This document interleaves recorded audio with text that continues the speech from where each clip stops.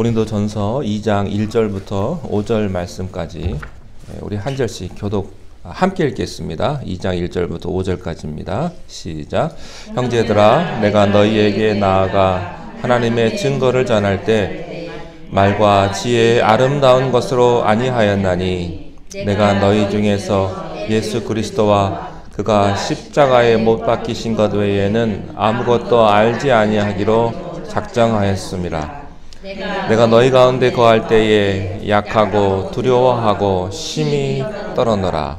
내 말과 내 전도함이 설득력이 있는 지혜의 말로 하지 아니하고 다만 성령의 나타나심과 능력으로 하여 너희 믿음이 사람의 지혜에 있지 아니하고 다만 하나님의 능력에 있게 하려 하였도다. 아멘. 고린도 교회는 사도 바울이 목회를 했던 교회입니다. 사도 바울 정도의 목회자가 목회를 했다면 고린도 교회는 굉장히 은혜와 또 성령의 역사가 충만했던 교회였을 겁니다.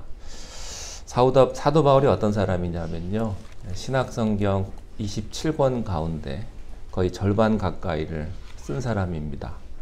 아마 예수님 이후에 종교 지도자 가운데 가장 위대한 인물을 꼽으라고 한다면 사도 바울일 것입니다. 그 사도 바울이 목회를 했으니 고린도 교회가 얼마나 은혜가 넘쳐났겠습니까? 네, 그런데 꼭 그런 것만은 아니었습니다. 고린도 교회만큼 문제가 많은 교회가 없었고 사건이 많은 교회가 없었습니다. 그도 그럴 것이 교회를 이제 처음 시작을 하니까 아무것도 없는 상태에서 이게 교회다라고 시작을 했으니까 얼마나 많은 시행착오가 있었겠습니까? 네, 그런 과정 가운데서 이 고린도 교회가 때로는 어렵고 힘들고 그런 상황으로 들어가게 됩니다. 여러분, 교회가 그렇습니다. 교회라고 항상 아름다운 것만 있는 것은 아닙니다. 사람이요, 완전하면 재미없습니다. 실수도 좀 하고 가끔 지각도 좀 하고 약속도 좀 어기고, 그게 우리들의 모습입니다. 너무 그런 모습 때문에 여러분 시험 들거나 너무 그걸 가지고 지적하지 않기를 바랍니다. 원래 그럴 수도 있다, 그런 겁니다. 근데 사도 바울이 고린도 교회에서 목회를 했는데 왜 그렇게 고린도 교회가 문제가 많았느냐? 그 이유 가운데 하나가 뭐였냐면 고린도 교회 교인들이 너무 잘났기 때문입니다. 그 당시 헬라 문화의 상징이라고도 할 수 있는 인텔리들이 모인 교회가 바로 이 고린도 교회였습니다.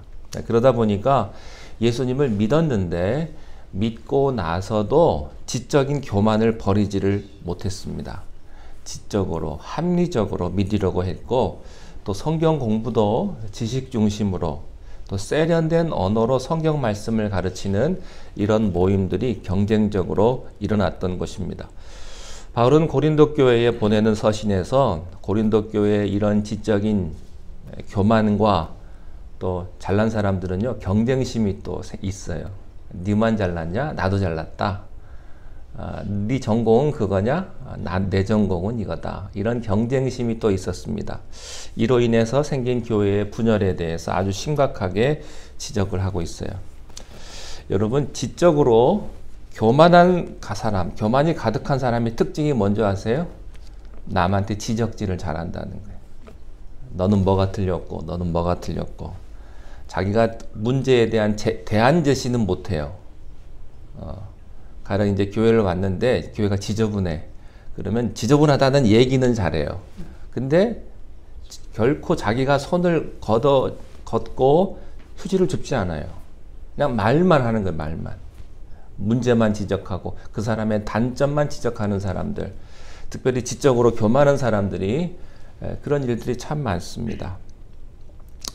자기 눈에 있는 들보는 보지 못하고 남의 눈에 있는 티를 빼려는 그런 것 때문에 교회의 리더십들 가운데 분열이 많이 일어났습니다.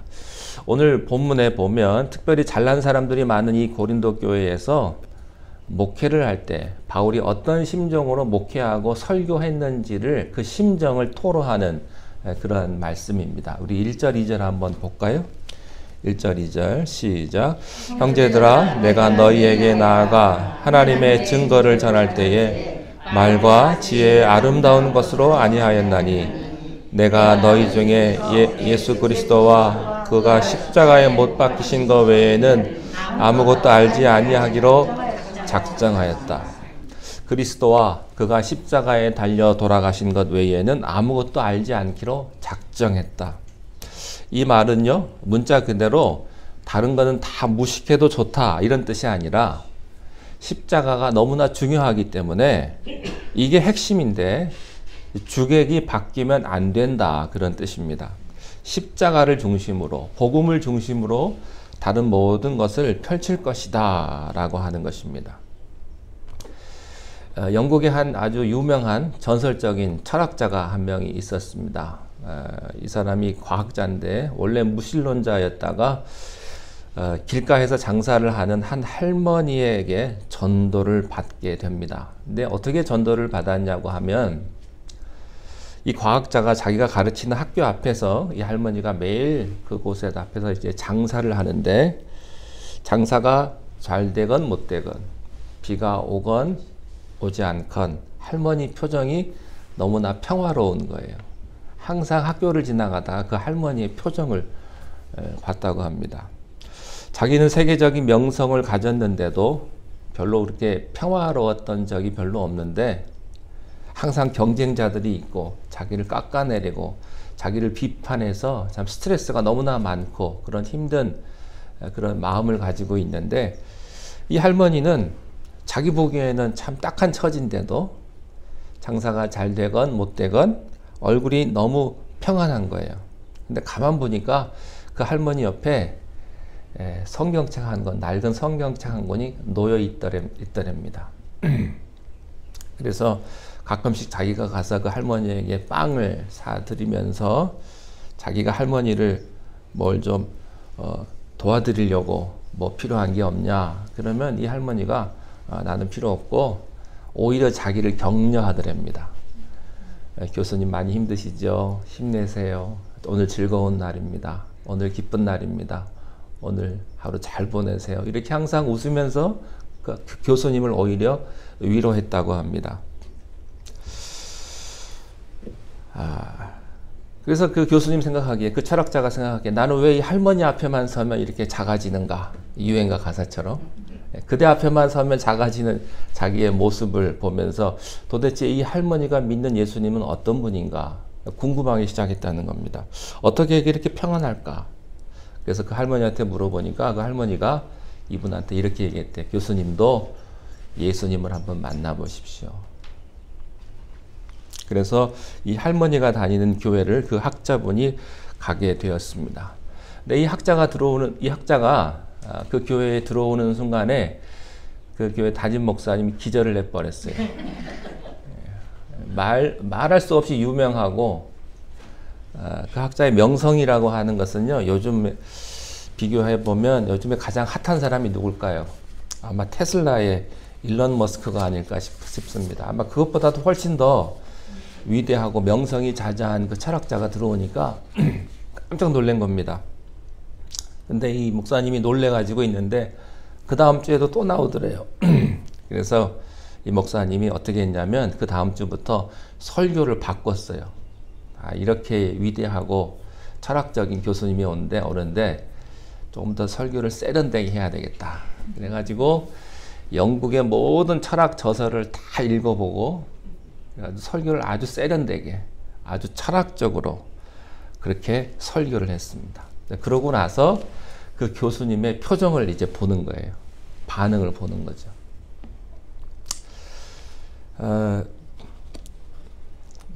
앞에서 이제 설교자가 설교를 하잖아요. 그러면 반응을 봅니다. 저도 봅니다. 그러니까 눈치를 본다고 하는 것은 좀 이상하지만 이게 설교라는 것은 이제 일종의 이제 공감대가 형성이 되고 주고받는 게 있거든요. 그러니까 반응을 볼 수밖에 없어요. 그래서 반응이 좀 깊어지고 은혜로우면 설교 내용이 좀 더 깊이 들어가고요. 받아들이는 분들이 별로 은혜가 안 된다 그러면 이게 영향이 있어요. 그래서 여러분들이 설교를 들으실 때 어떻게 받아들이느냐에 따라서 설교가 약간 달라질 수도 있습니다. 예.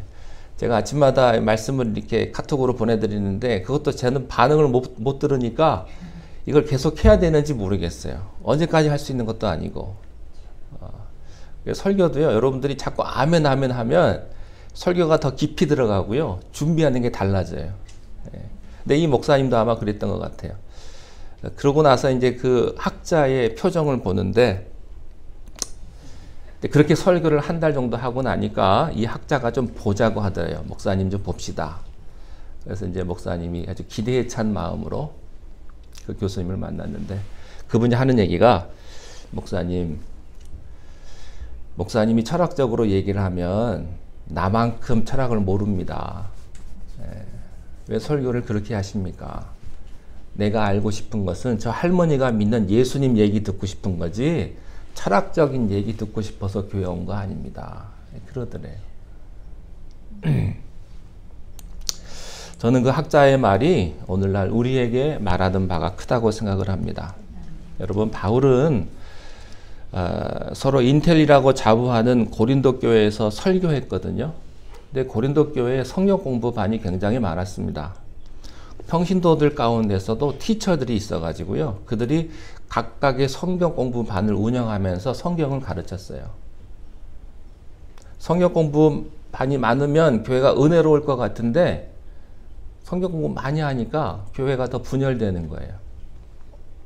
지식적으로 하니까. 그래서 사람들이 이렇게 얘기하는 거죠. 야, 너 그 선생님 반 들어봤어? 그분 설교 들어봤어? 야, 그거 들어야 돼. 진짜 저 설교가 그냥 끝내줘. 그러고서는 이제 서로 이제 비교를 하게 되고, 그러다 보니까 교회가 더 분열이 일어나는 거죠. 그래서 바울이요, 핵심을 찔러줬어요. 내가 너희에게 말씀을 전할 때 1절에 보면 뭐라고 했어요? 말과 지혜의 아름다운 것으로 하지 않았다. 그렇게 말을 합니다.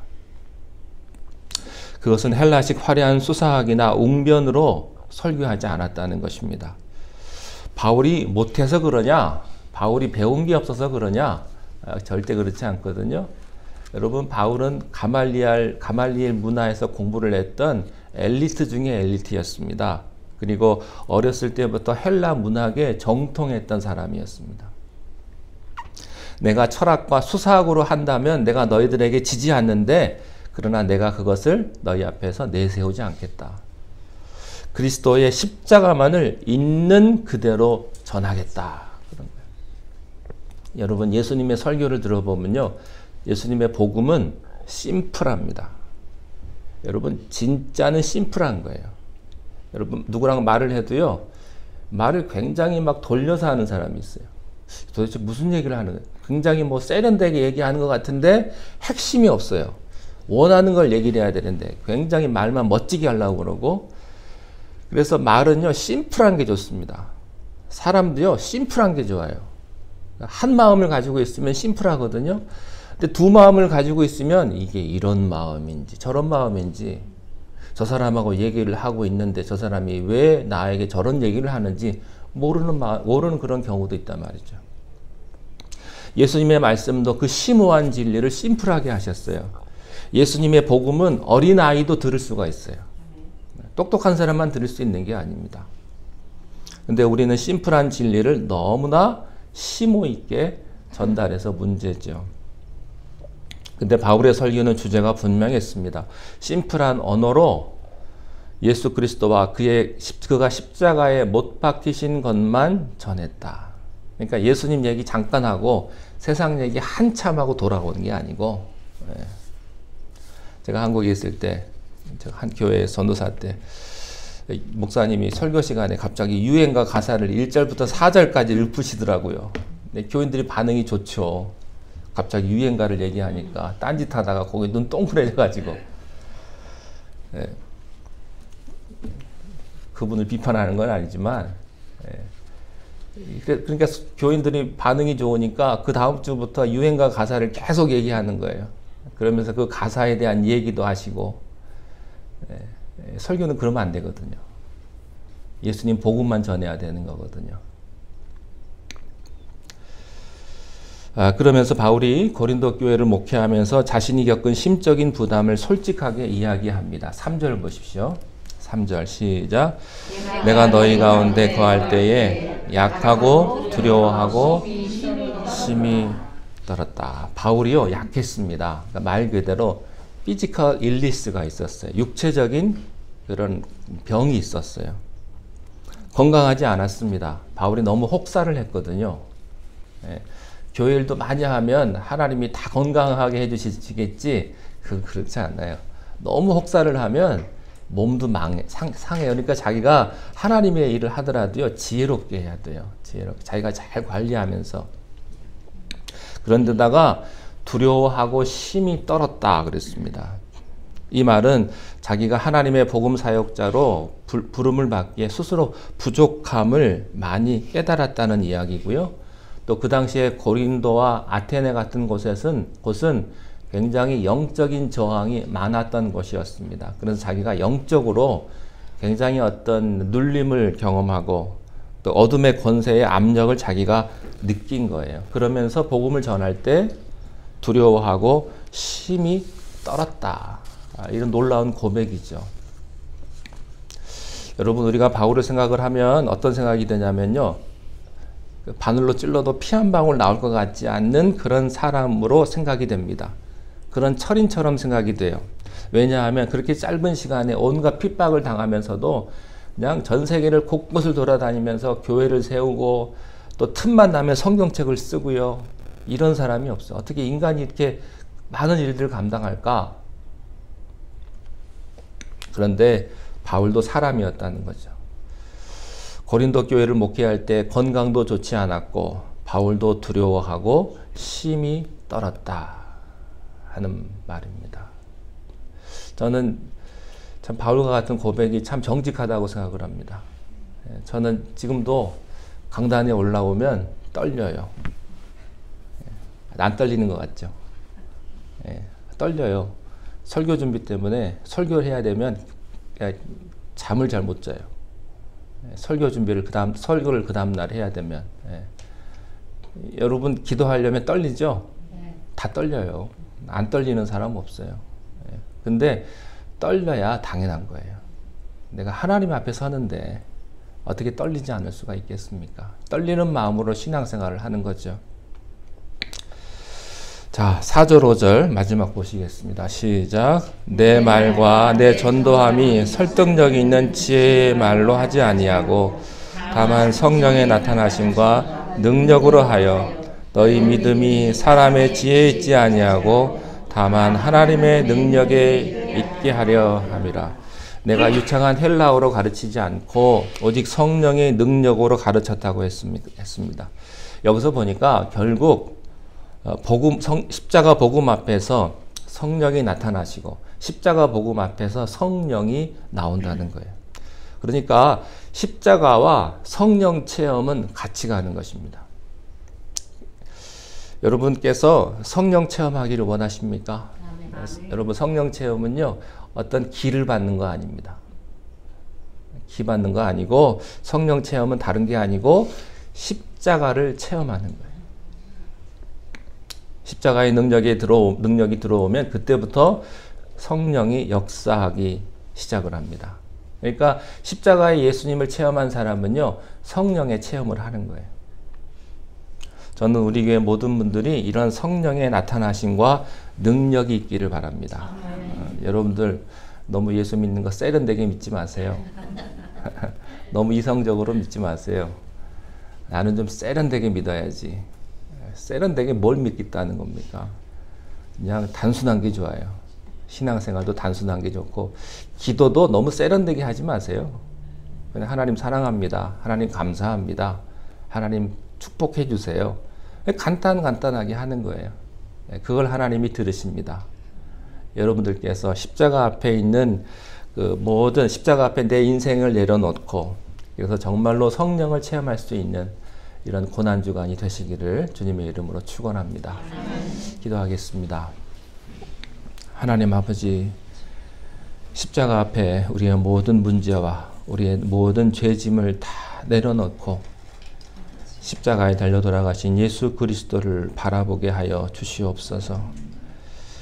그리하여 우리도 우리의 십자가를 달게 지고 감사함으로 담대히 짊어지고 갈 수 있도록 우리의 삶에 희망과 축복과 용기를 허락하여 주시옵소서.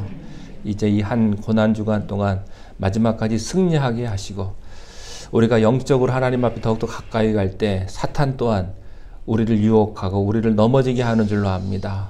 이 모든 영적인 전쟁에서 우리가 승리하게 하시고 부활의 영광 가운데 임하신 우리 주님을 바라보게 하여 주시옵소서. 예수님의 이름으로 기도하옵나이다. 아멘. 하늘에 계신 우리 아버지여, 이름이 거룩히 여김을 받으시오며 나라의 임하옵시며 뜻이 하늘에서 이룬 것 같이 땅에서도 이루어지이다. 오늘날 우리에게 일용할 양식을 주옵시고 우리가 우리에게 죄 지은 자를 사하여 준 것 같이 우리 죄를 사하여 주옵시고 우리를 시험에 들게 하지 마옵시며 다만 악에서 구하옵소서. 내게 나라와 권세와 영광이 아버지께 영원히 있사옵나이다. 아멘.